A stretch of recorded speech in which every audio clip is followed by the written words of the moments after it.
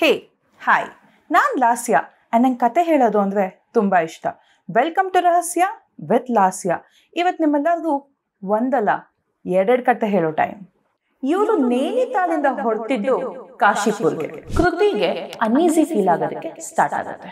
ತುಂಬಾ ನೋಡ್ತಾರೆ, ಆಕೆಗೆ ಸಹಿಸ್ಕೊಳಕ್ಕೆ ಆಗೋದಿಲ್ಲ. ಆಕೆ ಒಂದು ಪರ್ಟಿಕ್ಯುಲರ್ ಸ್ಪಾಟ್ ಅಲ್ಲಿ ದಯವಿಟ್ಟು ಕಾರ್ನ ಸೈಡ್ಗೆ ಹಾಕಿ ಅಂತ ಡ್ರೈವರ್ ಹತ್ರ ರಿಕ್ವೆಸ್ಟ್ ಮಾಡ್ಕೊಂತಾಳೆ. ಆ ಒಂದು ಆಲದ ಮರಕ್ಕೆ ಚಿಕ್ಕ ಚಿಕ್ಕ ಹಗ್ಗವನ್ನ ಕಟ್ಟಿರ್ತಾರೆ. ನಡ್ಕೊಂಡು ಹೋಗುವ ಸಂದರ್ಭದಲ್ಲಿ ಒಂದು 200 ಮೀಟರ್ ದೂರದಲ್ಲಿ ಯಾರೋ ಒಬ್ರು ನಡ್ಕೊಂಡ್ ಬರೋದನ್ನ ಇವರಿಬ್ರು ನೋಡ್ತಾರೆ. ಇವರು ಅದನ್ನೇ ನೋಡ್ಕೊಂಡು ಸುಮ್ಮನೆ ನಿಂತ್ಕೊಂಡ್ಬಿಡ್ತಾರೆ. ಆಗ ಅವರಿಗೆ ಜೋರಾಗಿ ಗಾಳಿ ಬೀಸುವಂತಹ ಶಬ್ದ ಕೇಳಿಸುತ್ತೆ. ಇವ್ರಿಗೆ ಅವ್ರ ಪಕ್ಕದಲ್ಲೇ ಪಾಸ್ ಆಗ್ತದೆ. ಎಷ್ಟೊಂದು 2 ಹೆಜ್ಜೆ ಇರ್ಬೋದು ಅಷ್ಟೇ ವ್ಯತ್ಯಾಸ. ಯಾರಿರ್ಬೋದು ಅಂತ ಹಿಂದೆ ತೆಗೆದು ನೋಡ್ತಾರೆ, ಯಾರು ಸಹ ಇರುವುದೇ ಇಲ್ಲ.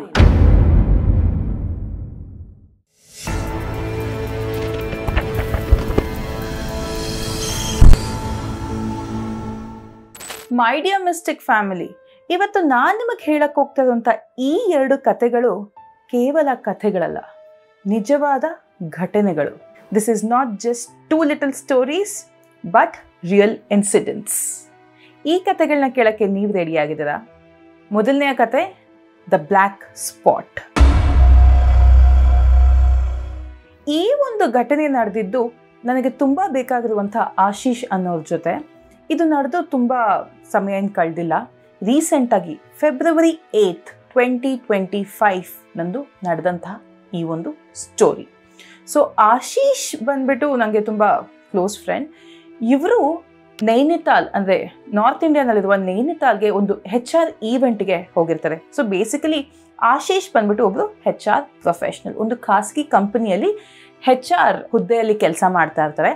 ಇವರು ಮತ್ತು ಇವರ ಜೊತೆ ಇನ್ನು 4 ಜನ, ಎಲ್ಲರೂ HR ಪ್ರೊಫೆಷ್ನಲ್ಸ್. ಇವರೆಲ್ಲ ಸೇರಿಕೊಂಡು ನೈನಿತಾಲ್ಗೆ ಒಂದು HR ಈವೆಂಟ್ನ ಅಟೆಂಡ್ ಮಾಡಲಿಕ್ಕೆ ಹೋಗಿರ್ತಾರೆ. ಸೊ ಈ 5 ಜನ HR ಈವೆಂಟ್ನ ಮುಗಿಸ್ಕೊಂಡು ನೈನಿತಾಲ್ ಇಂದ ವಾಪಸ್ಸು ಹೊರಡಲಿಕ್ಕೆ ಒಂದು ಕ್ಯಾಬ್ನ ಬುಕ್ ಮಾಡ್ಕೊತಾರೆ. ಈ ಒಬ್ಬ ಕ್ಯಾಬ್ ಡ್ರೈವರ್ ಲೋಕಲೈಟ್ ಅಲ್ಲ, ಈತ ಡೆಲ್ಲಿಗೆ ಸಂಬಂಧಿಸಿರುವಂಥ ಒಬ್ಬ ಡ್ರೈವರ್. ಈತನಿಗೆ ಲೋಕಲಲ್ಲಿ ಅಷ್ಟಾಗಿ ಯಾವುದೇ ಥರ ಇನ್ಫಾರ್ಮೇಷನ್ ಗೊತ್ತಿಲ್ಲ. ಸೊ ನೈನಿತಾಲಿಂದ ಹೊರಡಲಿಕ್ಕೆ ಈ ಒಂದು ಕ್ಯಾಬ್ ಅಂದರೆ ಇನೋವಾನ ಬುಕ್ ಮಾಡಿ ಅಲ್ಲಿಂದ ಹೊರಡ್ತಾರೆ. ಇವರು ನೈನಿತಾಲಿಂದ ಹೊರಟಿದ್ದು ಕಾಶಿಪುರ್ಗೆ. ನೈನಿತಾಲಿಂದ ಕಾಶಿಪುರ್ ಒಂದು ಸ್ವಲ್ಪ ಲಾಂಗ್ ಡಿಸ್ಟೆನ್ಸ್ ಜರ್ನಿ ಆಗಿರುತ್ತೆ, ಮಧ್ಯದಲ್ಲಿ ಘಾಟ್ ಸೆಕ್ಷನ್ ಎಲ್ಲ ಇರುತ್ತೆ. ಇವರು ಮತ್ತು ಇವರ ಜೊತೆ ಇದ್ದಂಥ 4 ಪ್ರೊಫೆಷ್ನಲ್ಸ್ ಈ ಒಂದು ಇನೋವಾ ಕ್ಯಾಬ್ನ ಬುಕ್ ಮಾಡಿಕೊಂಡು ರಾತ್ರಿ 8 ಗಂಟೆಗೆ ಊಟ ಮಾಡಿಕೊಂಡು, ಆ ಒಂದು HR ಈವೆಂಟ್ ಏನು ನಡೆದಿರುತ್ತೆ ಅದನ್ನು ಮುಗಿಸ್ಕೊಂಡು ಊಟ ಮಾಡಿಕೊಂಡು ಕಾಶಿಪುರ್ನ ಕಡೆಗೆ ಹೊರಡ್ತಾರೆ. ಆಶೀಶ್ ಜೊತೆ ಡ್ರೈವರ್ನ ಬಿಟ್ಟು ಇನ್ನು 4 ಜನ HR ಪ್ರೊಫೆಷನಲ್ಸ್ ಯಾರಿರ್ತಾರೆ ಅವರು ಕೃತಿ, ಸಾಹಿಲ್, ಸುಶಾಂತ್ ಮತ್ತು ರೋಹಿತ್. ಈ 4 ಜನ ಆಶೀಶ್ ಜೊತೆ ಕ್ಯಾಬಿಂದ ಆ ಒಂದು HR ಈವೆಂಟಲ್ಲಿ ಊಟ ಮಾಡಿಕೊಂಡು ಹೊರಡ್ತಾರೆ. ಸೊ ನಾನು ಹೇಳಿರೋ ರೀತಿಯಲ್ಲಿ ಇವ್ರು ಹೊರಟಿದ್ದಂಥ ಸಮಯ ಸುಮಾರು ಒಂದು ನೈಟ್ 8 ಗಂಟೆ ಆಗಿರುತ್ತೆ. ಘಾಟ್ ಸೆಕ್ಷನಲ್ಲಿ ಟ್ರಾವೆಲ್ ಮಾಡೋಕ್ಕೆ ಸ್ಟಾರ್ಟ್ ಮಾಡ್ತಾರೆ. ಸಿಕ್ಕಾಪಟ್ಟೆ ಹೇರ್ ಪಿನ್ ಬೆಂಡ್ಗಳು ಬರ್ತಾ ಇರುತ್ತೆ. ಆ ಸಂದರ್ಭದಲ್ಲಿ ಇವ್ರ ಜೊತೆ ಇದ್ದಂತಹ ಕೃತಿಗೆ ಅನ್ಈಸಿ ಫೀಲ್ ಆಗೋದಕ್ಕೆ ಸ್ಟಾರ್ಟ್ ಆಗುತ್ತೆ. ತುಂಬ ನೋಡ್ತಾರೆ, ಆಕೆಗೆ ಸಹಿಸ್ಕೊಳ್ಳೋಕ್ಕೆ ಆಗೋದಿಲ್ಲ, ಸಿಕ್ಕಾಪಟ್ಟೆ ಅನ್ಈಸಿ ಫೀಲ್ ಆಗ್ತಾ ಇರುತ್ತೆ. ಸೊ ಅವ್ರ ಜೊತೆ ಇದ್ದಂತಹ ಸುಶಾಂತ್ ಇಟ್ಕೊಂಡು ಮೋಸ್ಟ್ಲಿ ಇವಾಗ ತಾನೇ ಊಟ ಆಗಿದೆ ಆ್ಯಂಡ್ ಘಾಟ್ ಸೆಕ್ಷನ್ ಬೇರೆ, ಅದರಿಂದ ಆಕೆಗೆ ಅನ್ಈಸಿ ಫೀಲ್ ಆಗ್ತಾ ಇರ್ಬೋದು ಅಂತ ಅವನ ಹತ್ರ ಇದ್ದಂತಹ ವಾಟರ್ ಬಾಟಲ್ನ ಆಫರ್ ಮಾಡ್ತಾನೆ ಕೃತಿಗೆ. ಕೃತಿ ನೀರು ಕುಡಿತಾರೆ, ಆದರೆ ಆಕೆಗೆ ಸಮಾಧಾನನೇ ಆಗೋದಿಲ್ಲ. ಇನ್ನು ಅದು ಅನ್ಈಸಿನೆಸ್ ಫೀಲ್ ಆಗ್ತಾನೆ ಇರುತ್ತೆ. ಆಗ ಆಕೆ ಒಂದು ಪರ್ಟಿಕ್ಯುಲರ್ ಸ್ಪಾಟಲ್ಲಿ ದಯವಿಟ್ಟು ನಿಲ್ಲಿಸಿ, ನನ್ನ ಕೆಲ ಆಗ್ತಾ ಇಲ್ಲ, ನನಗೆ ಯಾಕೋ ಪ್ಯೂಕಿಶ್ ಫೀಲ್ ಆಗ್ತಾ ಇದೆ, ದಯವಿಟ್ಟು ಕಾರ್ನ ಸೈಡ್ಗೆ ಹಾಕಿ ಅಂತ ಡ್ರೈವರ್ ಹತ್ರ ರಿಕ್ವೆಸ್ಟ್ ಮಾಡ್ಕೊತಾಳೆ. ಆಗ ಡ್ರೈವರು ಕಾರ್ನ ಸೈಡ್ಗೆ ಹಾಕ್ತಾರೆ. ಕೃತಿ ಇಮ್ಮಿಡಿಯೇಟ್ ಆಗಿ ಕಾರಿಂದ ಇಳಿದು ಬಿಡ್ತಾರೆ. ಕಾರಿಂದ ಇಳಿದಂತಹ ಕೃತಿ ಸೀದಾ ಒಂದು 10 ಹೆಜ್ಜೆ ಮುಂದೆ ಹೋಗಿ ಒಂದು ಮರಕ್ಕೆ ಬ್ಯಾಲೆನ್ಸ್ ತಗೊಂಡು ಆಕೆ ಪ್ಯೂಕ್ ಮಾಡಲಿಕ್ಕೆ ಟ್ರೈ ಮಾಡ್ತಾರೆ. ಬಟ್ ಆಕೆಗೆ ಏನು ಬರೋ ಥರ ಅನ್ಸೋದಿಲ್ಲ, ಅನ್ಈಸಿ ಫೀಲ್ ಮಾತ್ರ ಆಗ್ತಾ ಇರುತ್ತೆ. ಸೊ ಹಿಂದ್ಗಡೆಯಿಂದ ಆಶೀಶ್ ಸುಶಾಂತ್ ಏನು ವಾಟರ್ ಬಾಟಲ್ ಕೊಟ್ಟಿದ್ದು ಅದನ್ನೇ ಎತ್ಕೊಂಡು ಕೃತಿ ಹತ್ರ ಹೋಗ್ತಾರೆ. ಆಗ ಆಕೆ ನನಗೆ ಯಾಕೋ ಏನೋ ವಾಂತಿ ಬರೋ ಥರ ಅನ್ನಿಸ್ತಾ ಇಲ್ಲ, ಬಟ್ ಯಾಕೋ ಸರಿ ಕೂಡ ಅನ್ನಿಸ್ತಾ ಇಲ್ಲ, ಒಂಥರ ಡಿಫ್ರೆಂಟ್ ಆಗಿ ಸ್ಟ್ರೇಂಜ್ ಆಗಿ ಫೀಲ್ ಆಗ್ತಾ ಇದೆ ಅಂತ ಕೃತಿ ಆಶೀಶ್ ಹತ್ರ ಹೇಳ್ಕೊಂತಾರೆ. ಇಷ್ಟೆಲ್ಲ ನಡೆಯುವಂಥ ಸಂದರ್ಭದಲ್ಲಿ ಈ ಮಿಕ್ಕಿದ 3 ಜನ ಈ ಕಾರಲ್ಲಿ ಏನು ಕೂತಿದ್ರು, ರೋಹಿತ್, ಸುಶಾಂತ್ ಮತ್ತೆ ಸಾಹಿಲ್, ಅವರು ಕೂಡ ಕಾರಿಂದ ಇಳಿತಾರೆ.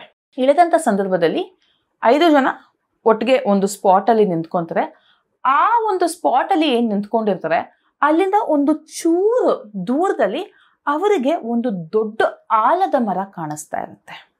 ಆ ಒಂದು ಆಲದ ಮರಕ್ಕೆ ಚಿಕ್ಕ ಚಿಕ್ಕ ಹಗ್ಗವನ್ನ ಕಟ್ಟಿರ್ತಾರೆ. ಒಂದೊಂದೇ ರೆಂಬೆಗಳಿಂದ ಒಂದು ಚಿಕ್ಕ ಚಿಕ್ಕ ಹಗ್ಗಗಳು ನೇತಾಡ್ತಾ ಇರೋದು ಇವರ ಕಣ್ಣಿಗೆ ಬೀಳುತ್ತೆ. ಅದು ತುಂಬಾ ವಿಚಿತ್ರವಾಗಿರುತ್ತೆ ನೋಡ್ಲಿಕ್ಕೆ. ಇವರಿಗೆ ಏನಿದು ಇಷ್ಟು ವಿಚಿತ್ರವಾಗಿದೆಯಲ್ಲ ಅಂತ ಒಂದು ಸ್ವಲ್ಪ ಮುಂದೆ ಹೋಗಿ ಬಗ್ಗಿ ನೋಡ್ತಾರೆ.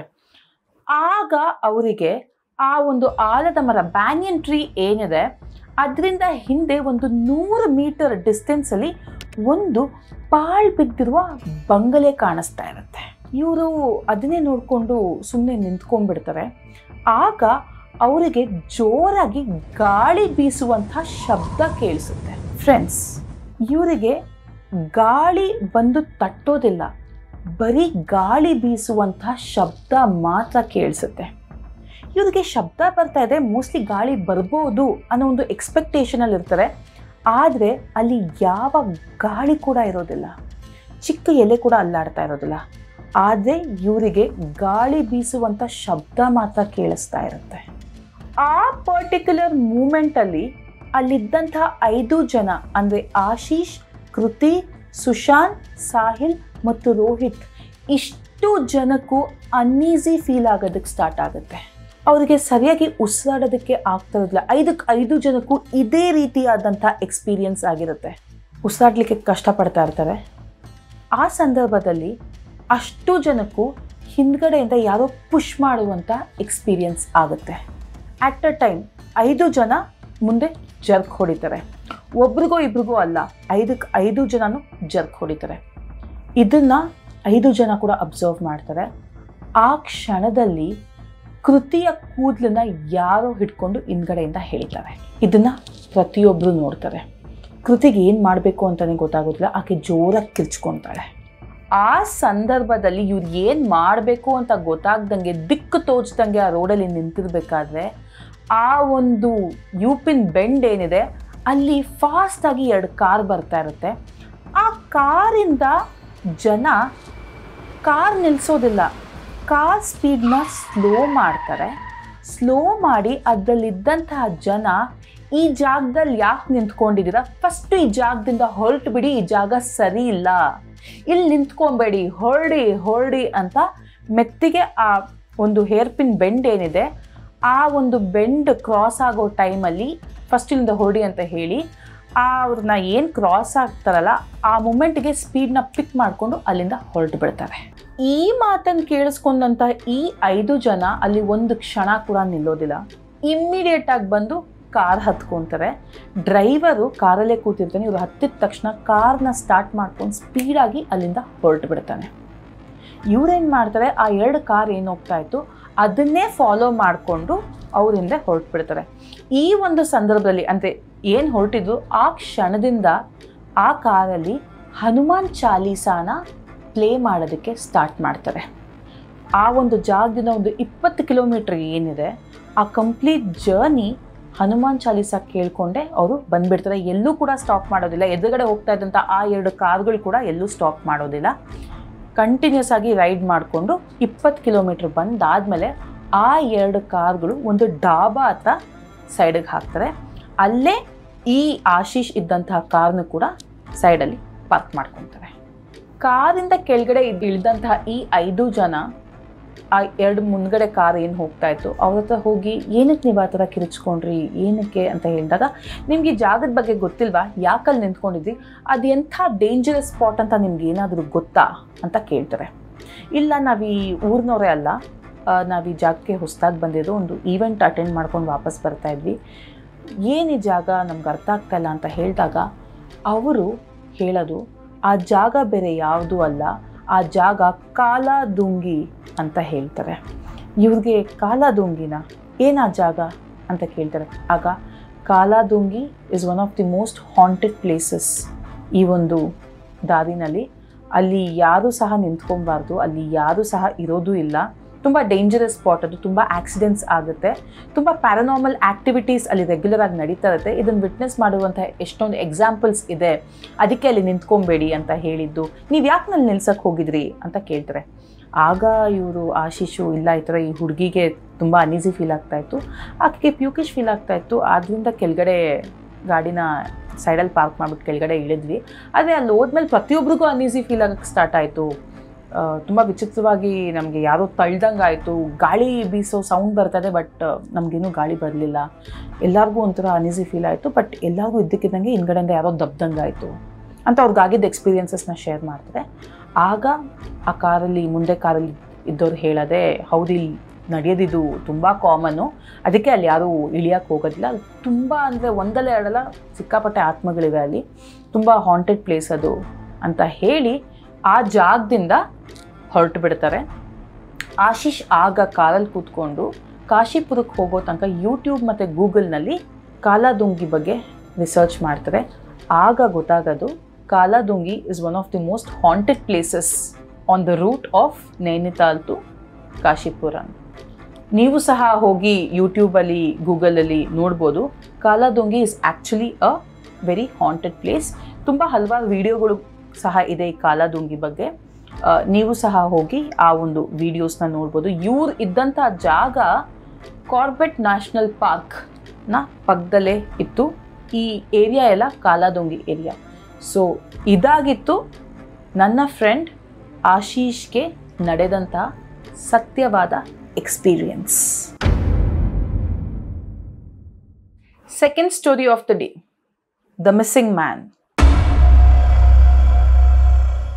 ಈ ಒಂದು ಘಟನೆ ನಡೆದಿದ್ದು ನನಗೆ ತುಂಬ ಬೇಕಾಗಿರುವಂಥ ಒಬ್ಬರು ವ್ಯಕ್ತಿ ಜೊತೆ.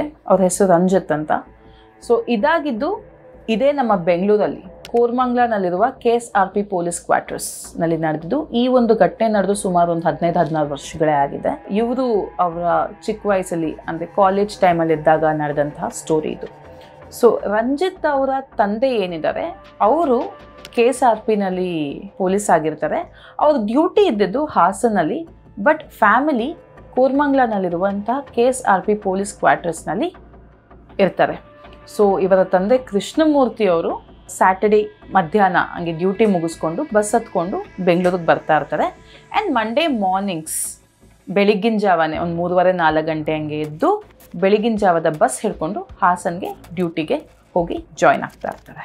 ಪ್ರತಿ ಸಲದ ಹಾಗೆ ಕೃಷ್ಣಮೂರ್ತಿ ಅವರು ಡ್ಯೂಟಿ ಮುಗಿಸ್ಕೊಂಡು ಮನೆಗೆ ಬರ್ತಾರೆ.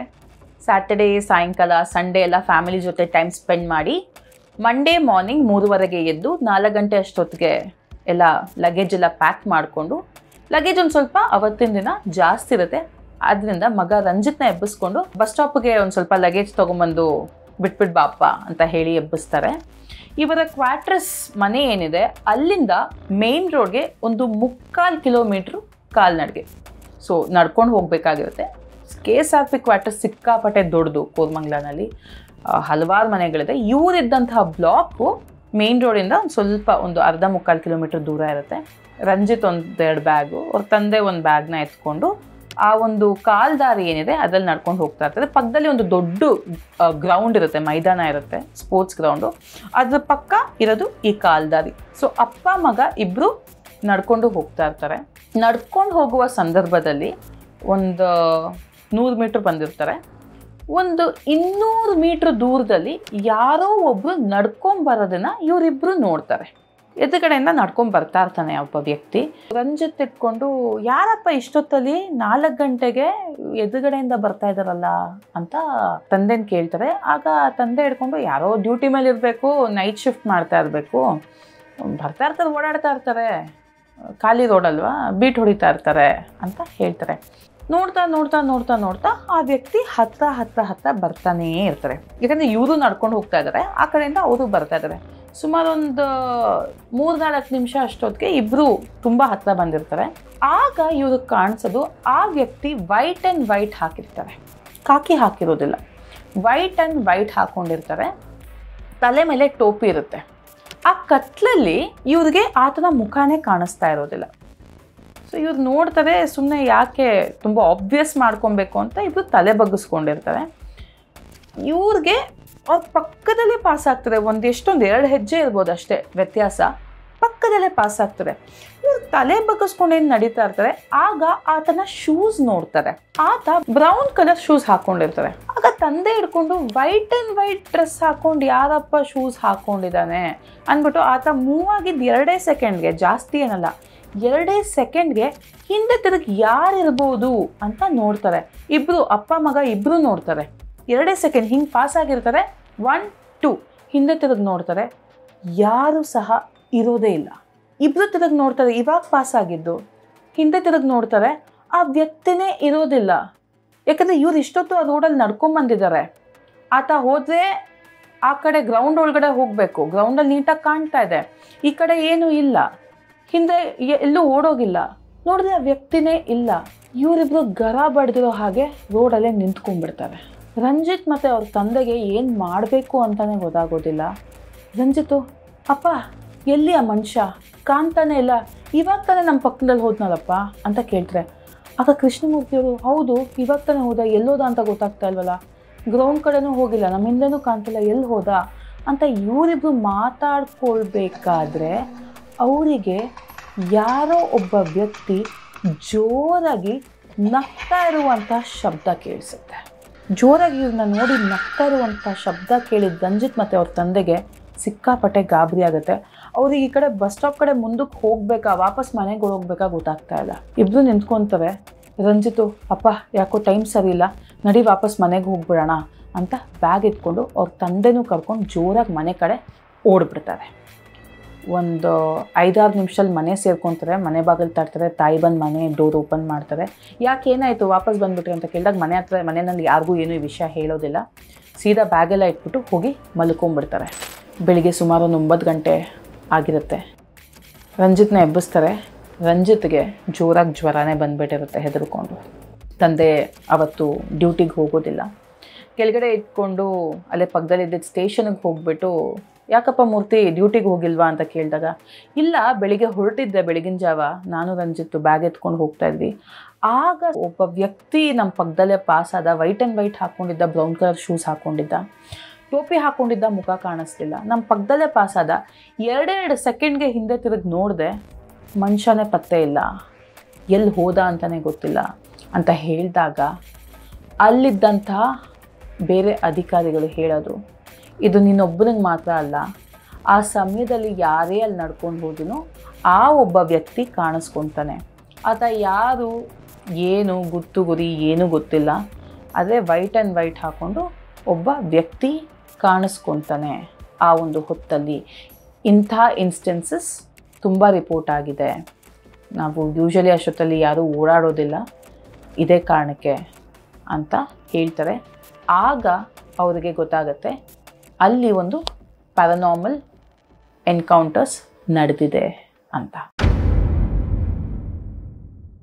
ಮೈ ಡಿಯರ್ ಮಿಸ್ಟಿಕ್ ಫ್ಯಾಮಿಲಿ, ಇದಾಗಿತ್ತು ಇವತ್ತಿನ ಈ 2 ಶಾರ್ಟ್ ಸ್ಟೋರೀಸ್. ಇದು ಸ್ಟೋರೀಸ್ ಅಲ್ಲ, ಇದು ನಿಜವಾಗ್ಲೂ ನಡೆದಿರುವಂತಹ ಘಟನೆ. ಎಸ್ಪೆಷಲಿ ಆಶೀಶ್ ನನಗೆ ಅವ್ರ ಸ್ಟೋರಿ ಹೇಳಬೇಕಾದ್ರೆ ಅವ್ರಿಗೆ ಲಿಟ್ರಲಿ ಗೂಸ್ ಬಂಪ್ಸ್ ಬಂದುಬಿಟ್ಟಿತ್ತು. ಯಾಕಂದರೆ ತುಂಬ ರೀಸೆಂಟಾಗಿ ನಡೆದಿದ್ದ ಸ್ಟೋರಿ ಇದು, ಫೆಬ್ರವರಿನಲ್ಲಿ ನಡೆದಿದ್ದ ಸ್ಟೋರಿ ಇದು. ಕೇಳ್ತಾ ನನಗೆ ಸಿಕ್ಕಾಪಟ್ಟೆ ಭಯ ಆಯಿತು. ಬಟ್ ಎಷ್ಟು ಜನ ನಂಬ್ತಾರೋ ಬಿಡ್ತಾರೋ ಅಂತೂ ನನಗೆ ಗೊತ್ತಿಲ್ಲ. ಎಲ್ಲರೂ ಹೇಳೋ ರೀತಿಯಲ್ಲಿ ಎಷ್ಟೊಂದು ಜನ ಅನುಭವಕ್ಕೆ ಬಂದಿರೋರು ನಂಬ್ತಾರೆ, ಅನುಭವಕ್ಕೆ ಬರದೇ ಇರೋರು ಆ ಒಂದು ಅನುಭವಕ್ಕೋಸ್ಕರ ಕಾಯ್ತಾರೆ. ಮೈ ಡಿಯರ್ ಮಿಸ್ಟಿಕ್ ಫ್ಯಾಮಿಲಿ, ಈ ಸ್ಟೋರಿಗಳು ನಿಮ್ಗೆ ಇಷ್ಟ ಆಯ್ತಾ?